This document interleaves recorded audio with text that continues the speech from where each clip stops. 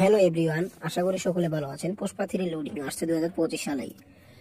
হ্যাঁ, আমি পুষ্পা 1 দেখেছি, 2 দেখেছি। 1, 2 দুটোটার আমি রিয়াকশন নিয়ে আসবো খুব শীঘ্রই।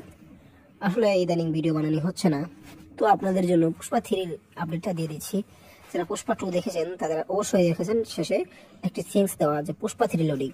তবে এখানে একটা কনসার্ন আছে, এই যে পুষ্পা শত্রুকে যে বোম দিয়ে উড়িয়ে দিল, সে কে?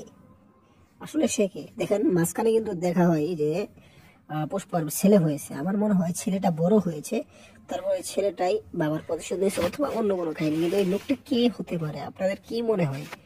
আমার তো জানা নেই, তবে আপনারা যা জানেন বলতে পারেন। আর আমি বিদেশি চকলেট খাচ্ছি, তাই কথাগুলো হয়তো এরকম আসছে।